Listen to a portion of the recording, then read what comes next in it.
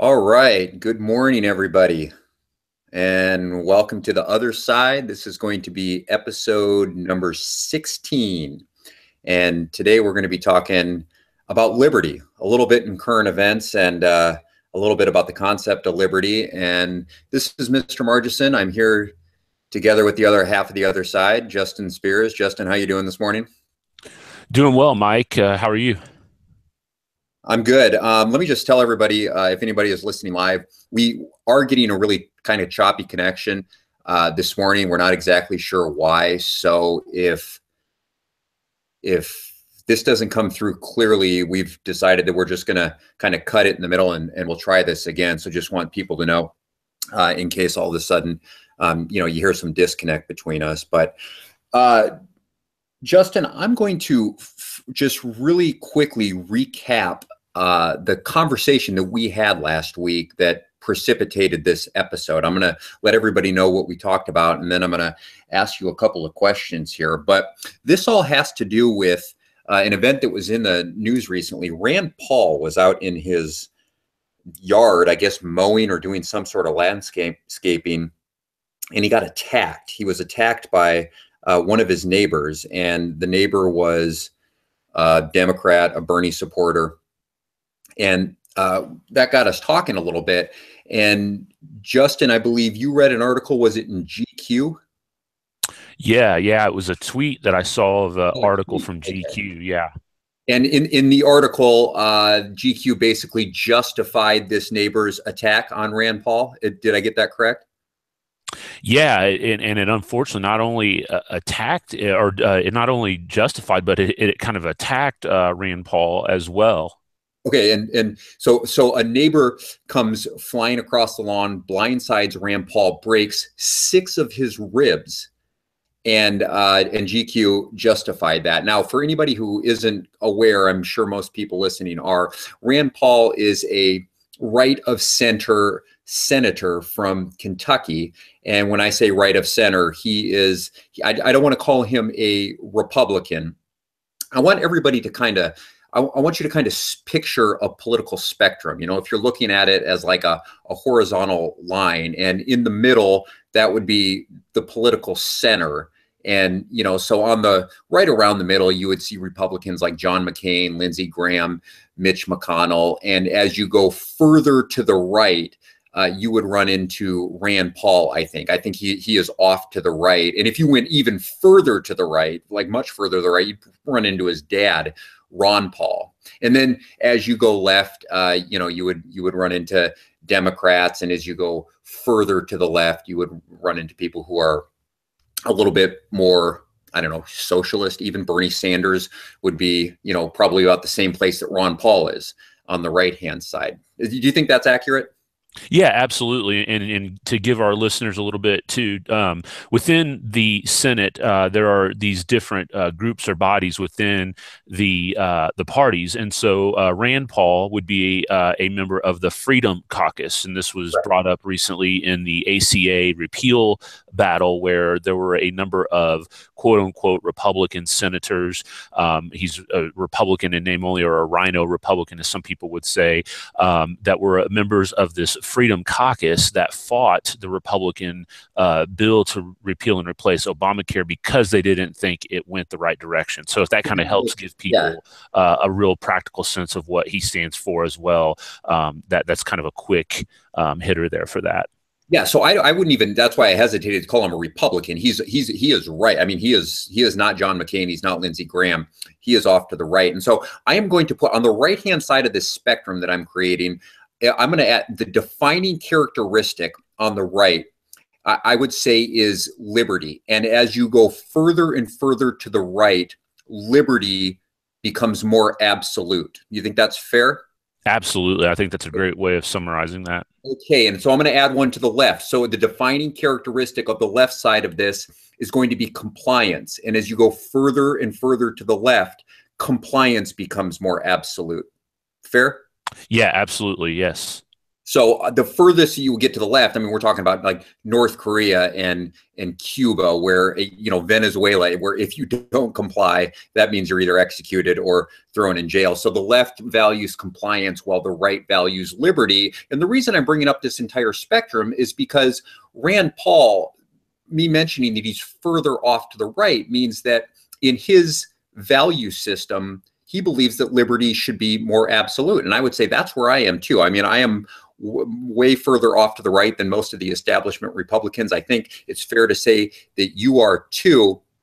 And the question that I asked you this week that kind of got us talking here was, why is liberty, like absolute liberty, such a hard sell to people? Why is this so difficult for GQ or for Rand Paul's neighbor or for anybody on the left? We see Antifa, we see people on college campuses shutting others down, saying that freedom of speech is not absolute. I mean, this concept of liberty, it just seems to me to be one that wouldn't offend anybody.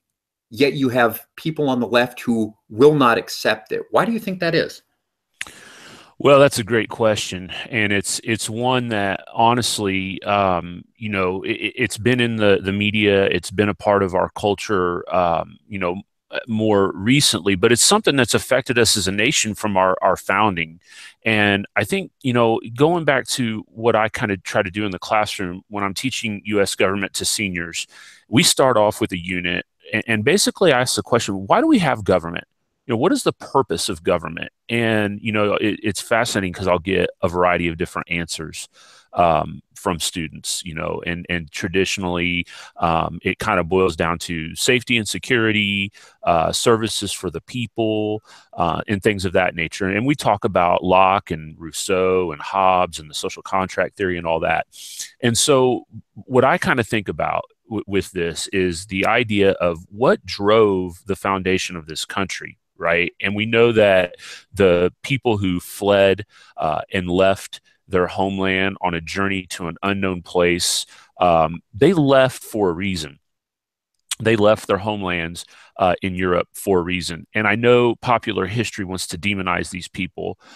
They want to look at these people and say they're the ones that came over to the New World, massacred Native Americans, spread diseases, the racial stuff with slavery that goes along with that. And I'm not trying to minimize any of what happened with that. I simply want to focus, though, on what was it that these people were looking for? What caused them to up and leave their homeland, leave their ancestry, leave their families behind? And in doing that, at great risk of their life, to do it. It was not, a given or an easy trip. It wasn't even one that you were guaranteed to survive, on a ship coming over to the New World. And then, you fast forward a little bit and you take a look at what was set up for them when they got here, establishing the colonies, right? Getting everything internally within one another set up, let alone having to deal with the obstacles of what was here on this new foreign land. And so what I get at with all that is liberty and freedom is very difficult. By no means, were they guaranteed an easy way of life coming over. But, when we look at where we are today, we're in a situation where we've lost that understanding. We've lost the understanding of the idea that freedom and liberty are difficult.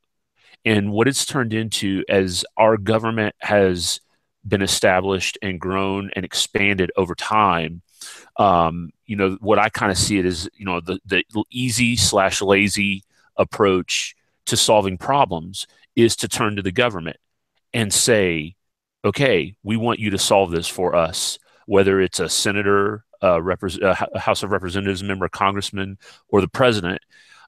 We want to turn to the government and say, we want a solution to this. And I know you and I were having a conversation about, people who were on the frontier of this country after it was established, where we currently live in Indiana was the Northwest Territory.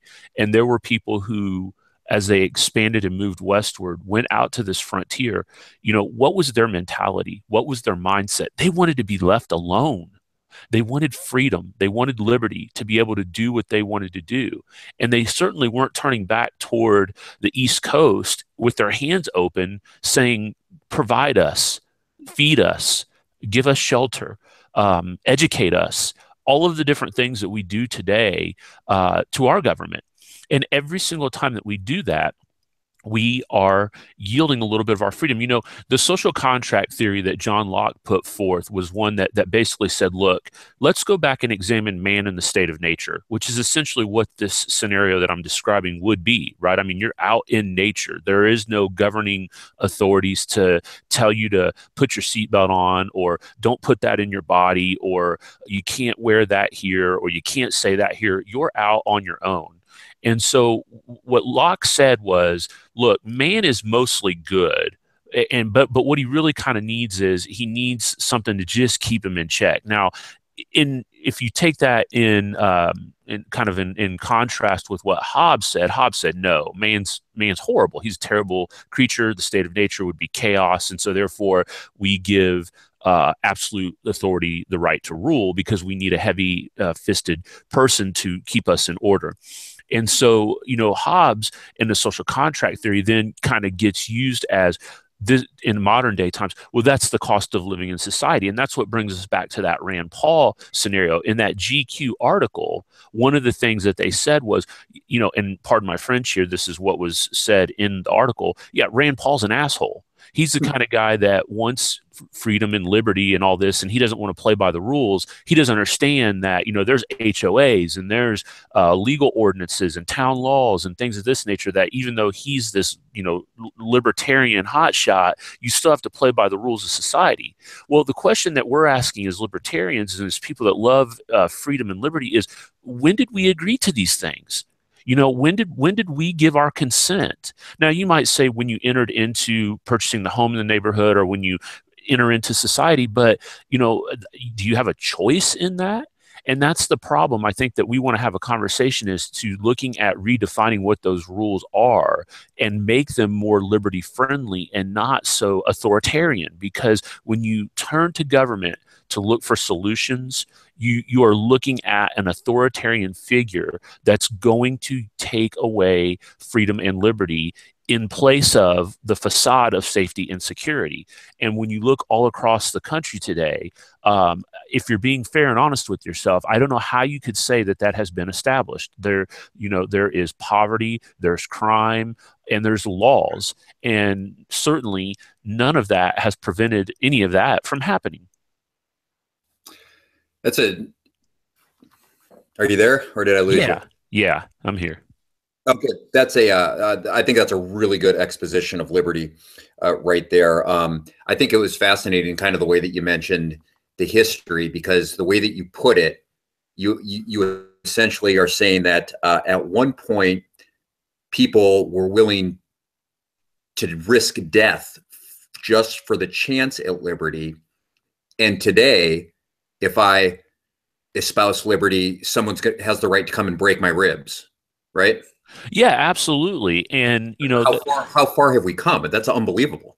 Right. And the issue that I guess I have a hard time with in modern times, and we were talking a little bit about this with the shooting down in Texas this couple of weeks ago now, is that people immediately want to jump to, well, we've got to do something. We've got to do something. Well, we've been doing something. We've been right.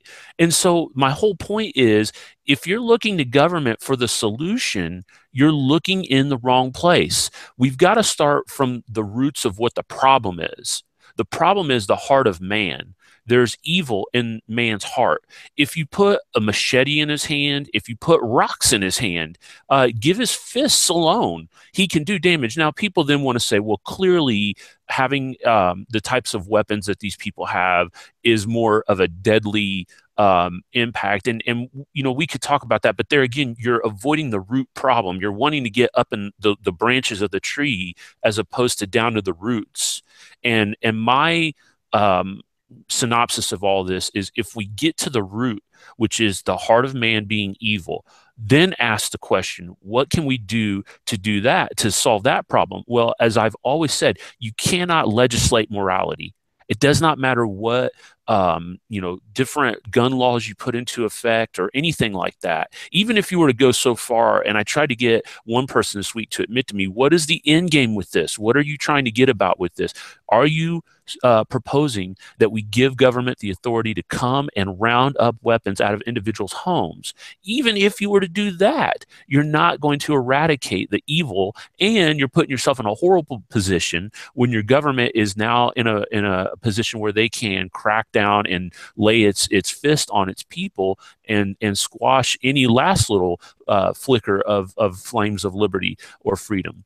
And Right. so, No, that would never happen, according, right, yeah, I, of course it never would. we History has live never shown that to with happen, right? yeah, Yeah. no precedent there. No, absolutely not. And so, what the question then is, okay, so what can we do? Well, the libertarian response to that is we have to work with our neighbors. We have to love our neighbors. We have to work in local organizations and community organizations. We have to care about one another. I had an unfortunate situation in my neighborhood a couple weeks ago, and people were looking all around for answers to what went wrong. And throughout the couple of weeks since this incident occurred, I've been thinking to myself, did I miss signs? Could I have interjected? Is there anything that anybody could have done to help prevent this? It was a murder suicide from happening.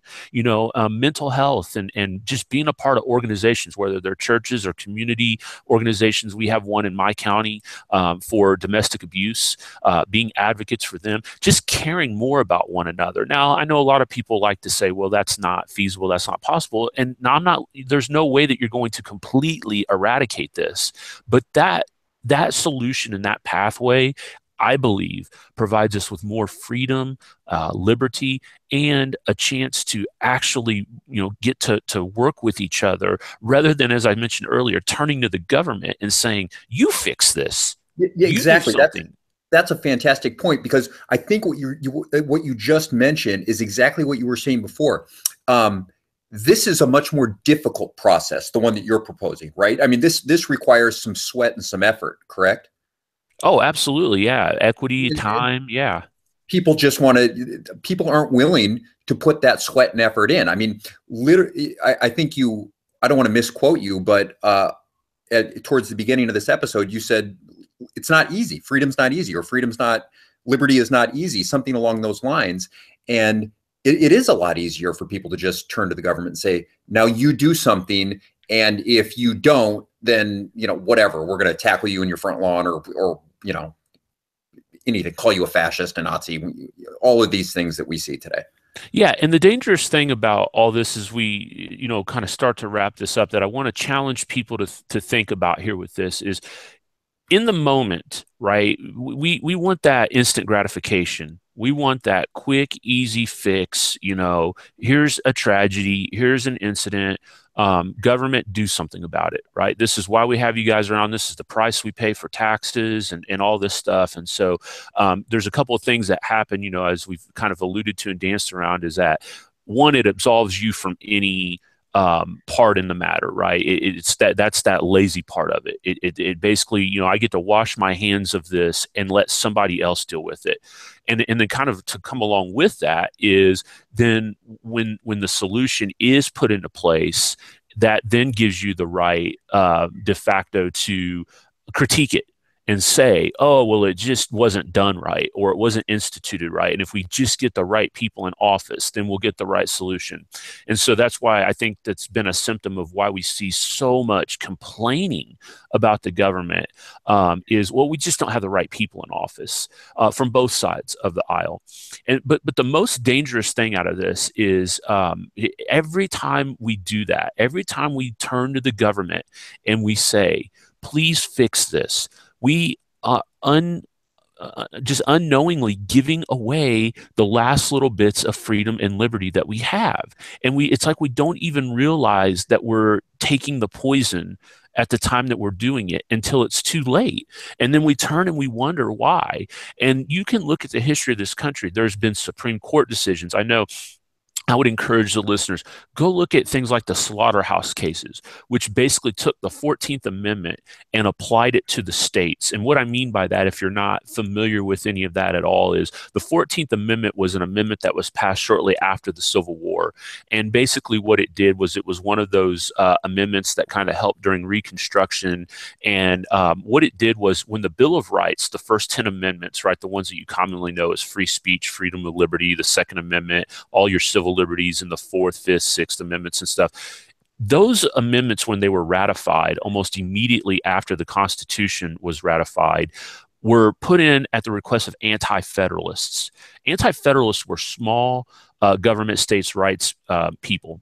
And what they wanted was guaranteed protections from the federal government that they would not violate these things, not from individuals in society, but from the federal government. Well, as the government grew over time, they looked at this and they said, hey, why should the states be able to do these things? And so the 14th Amendment and the incorporation doctrine, as it's commonly referred to, applied the Bill of Rights to the states. And the slaughterhouse cases through the Supreme Court was a series of cases where they started to say, okay, states, you also cannot do what says in the first, second, and so on. So that has had a detrimental impact in terms of us becoming more of a united people. And I call that a detriment because it turns us into robots and zombies, right? I mean, what's the difference in living here, living there, and anything? Well, there's not as much as there once was at one point in time. And I do think that is a detriment. The other thing with this, too, is that the role of the presidency. And again, this is a byproduct of the people yielding more power through Congress. Congress has given over a tremendous amount of power to the president. I always tell my students, imagine there's a pie on the table. That's a finite amount of pie. You can slice that pie up a number of different ways. And but once you do that, right, it's gone. There, you can't just create more pie out of thin air. And so that's how power is in government, right? There's only there's a finite amount of power. Congress has granted some, the Supreme Court has granted some, the presidency has granted some, and so through the Constitution, of course. But certainly Congress has kind of yielded some of its power over to the president. Now they've done that sometimes at their benefit, sometimes at their detriment. But we're certainly in the modern times, say post FDR, where you had basically the worst crisis through the Great Depression that probably the country has faced internally. And they turned and they looked to a person and they said, solve this. And he said, okay, well, at what cost? At a huge cost to the president threatening to pack the Supreme Court to get his way, to basically bullying Congress. You look at progressive presidents since then, and unfortunately, the modern Republican presidency has not been any better. The Bushes were horrible. They abused power left and right. After 9/11, you see what the byproduct of the Patriot Act has been. I saw an article the other day that basically said TSA can do nothing to indicate that it's stopping any kind of terrorist acts, but what are they doing? They're groping and touching up grandma as she walks through the airport, and we just turn the other way and smile and say, "Oh, that's the cost of living in this country." Yeah, that's all a really good point. Gosh, as we kind of wrap up here, I guess the question I want to go back and try and figure out, like, were we even able to answer it? Because I don't know if I have an answer. Going back to the beginning, why is it that people hate liberty? Why have we turned on liberty? Why do you think that is? I mean, this is all just speculation, but we've gone to a point where essentially, let's start in the beginning. People were willing to risk their lives to go into the frontier, as you talked about, and just be left alone, to the point now where we say, yeah, we are going to authorize this TSA agent to touch up grandma, which is eloquently put. Why is it that if I support liberty, somebody wants to break my ribs? What in the world happened? Boy, that's the $1 million question. And I guess as I've thought about this over the week, the one thing that I guess I keep coming back to is probably the biggest thing in my mind, at least. I know there's probably a cocktail mix of things that you could factor into this. I really just honestly think that the byproduct of our society has been, we want results and we want them now. And I think that because of that, we oftentimes look for the easiest, quickest solution. And when we're dealing with these topics that we've been talking about, the easiest, quickest solution is to turn to government. When you look at the amount of money that we as a people, as a society, as the American people, unwillingly yield over to the government, and the federal budget being almost $4 trillion, Over. that is a lot of power. That is a lot of purse strings to pull. And you hear these senators and congressmen and the president get in front of a camera and yammer on and on and on about, we need a policy, we need an initiative, we need to do this, we need to do that. And I think the people, or as I call them sometimes, the sheeple, just kind of like zombies, right? It's like you see the spirals forming in their eyes, and it's like, oh, I have to give money to this agency. We must get this done, instead of like even stopping to think like, okay, wait a second. Here's a problem. They call it terrorism, right? And then now that what is and what isn't terrorism. Was Texas terrorism? Was San Bernardino terrorism? Was Orlando terrorism? Was Oklahoma City terrorism? And so instead of like looking at what was the problem here, now we're having this mindless debate about what is terrorism, and in the name of terrorism, we need to give the federal government more authority to do A, B, and C. And so I think it just kind of turns back into this: we want a solution to solve the problem the quickest way possible. And as we've said, getting invested personally is not even thought of. It's not even on the radar. It's I want to sit on my couch and watch Dancing with the Stars, and I want somebody 3,000 miles away to deal with this. I don't even want to bat an eyelash to think about, gee, I might have to get up and go out on a Tuesday night and go to a community meeting and meet with my neighbors and talk about a solution. That's not even on the radar. Wow. Yeah, you know what? You're 100% right. I mean, it's just this epidemic of laziness, and I'm still baffled, that we can turn and or not turn, but step back and look at this and see how we've turned from a society that not only values freedom, but has vowed to renew freedom every single year to this point where we are now, where it's kind of looked upon with scorn almost. Mm-hmm. It's really unbelievable. But yeah, like you said, getting involved, I mean, people have to, it's something that needs to be worked for. It's going to require a little bit of sweat. It's going to require a little bit of effort. And the easy way, the lazy man's way, which is just turning around and, looking at DC and say, fix it, and then crossing your arms and then say, well, I'm going to complain, and Congress is going to have a, 15% approval rating, yet we're going to vote the exact same people in every time. This is essentially how our society acts. I think it's a 15% approval, something around a 15% approval rating and an 80% reelection rate. Is that about right for Congress? Yeah, absolutely. And we talk about that in class. And just on one final note here to wrap up, when you hear people yammer on about teaching civics to kids, right? My question is, what does that mean? What does that mean, civics, right? Just because somebody can properly identify who a senator is, or who their senator in particular is, or how many branches there are in the government, or what it says in the preamble. Yes, that is important, but it cannot stop there. Teaching civics is about understanding your civic duty as a member of this society. And that is doing what we've talked about: being engaged, being a productive person in your neighborhood, in your community, in your county, in your state, whatever. Those local things are so important. And so I know it's seemed really doom and gloom and downtrodden in this episode, but I want to leave the listener with the hope that this can be turned around. You have to start at local levels. Start in your neighborhood, get to know your neighbors, talk to them, find out what their interests are, find out how you can work with people of like-minded faith and belief to overcome obstacles. It's happening. It's happening in places. I know. I see the results in different community organizations. Our food pantry at our church, our local domestic abuse shelter is full. They always say that's a blessing and a curse, but they're there. They're there to help people who need help. So look for opportunities to work with people in your community and go out and do good and that will ultimately be what can turn this around. Hey, Justin, in closing, I hope you don't get your ribs broken today, because that type of rhetoric is just absolutely dangerous. I Right? mean, Yeah, not tolerated. stay out of your lawn, because you're going to get pretty good.